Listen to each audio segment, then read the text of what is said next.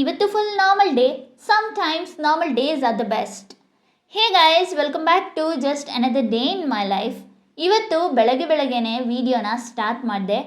ಬ್ರೇಕ್ಫಾಸ್ಟ್ಗೆ ಗೋಧಿ ದೋಸೆ ಮತ್ತು ಟೊಮೆಟೊ ಗೊಜ್ಜನ್ನ ಮಾಡೋಣ ಅಂತೇಳಿ ಬ್ಯಾಟರ್ನ ಮುಂಚೆನೇ ರೆಡಿ ಮಾಡಿ ಇಟ್ಟೆ. ಕ್ವಿಕ್ಕಾಗಿ ಫ್ರೆಶ್ ಅಪ್ ಆಗಿ ಬಂದು ಸನ್ಸ್ಕ್ರೀನ್ನ ಅಪ್ಲೈ ಮಾಡಿಕೊಂಡೆ. ಆಚೆ ಹೋಗಲಿ ಮನೇಲಿರಲಿ ಸ್ಕಿನ್ ಕೇರ್ ಇಸ್ ಮಸ್ಟ್. ಆಮೇಲೆ ಟೊಮೆಟೊ ಗೊಜ್ಜಿಗೆ ಎಲ್ಲ ವೆಜಿಟೇಬಲ್ಸ್ನ ಕಟ್ ಮಾಡಿ ರೆಡಿ ಮಾಡಿ ಎತ್ತಿಟ್ಟೆ.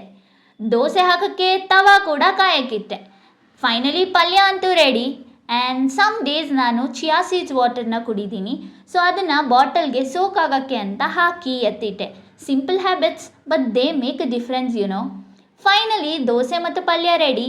Warm breakfast, home made food. ಬೆಳಗಿನ ಸ್ಟಾರ್ಟ್ ಆಯಿತು ಆ್ಯಂಡ್ ಬೆಸ್ಟ್ ಫೀಲಿಂಗ್. ಬ್ರೇಕ್ಫಾಸ್ಟ್ ತಿಂದು ಚಿಯಾ ಸೀಡ್ಸ್ ವಾಟರ್ ಕುಡಿದೆ and slowly got into the day. Work ಎಲ್ಲ ಸ್ಟಾರ್ಟ್ ಮಾಡಿದೆ. ಅರ್ಧ ಕೆಲಸ ಮುಗಿಯೋ ಅಷ್ಟರಲ್ಲಿ ಮಧ್ಯಾಹ್ನ ಆಗೇ ಹೋಯಿತು. ಮಧ್ಯಾಹ್ನ ಬಟ್ಟೆಗಳೆಲ್ಲದನ್ನು ಮೇಲಿಂದ ತಗೊಂಡು ಬಂದೆ.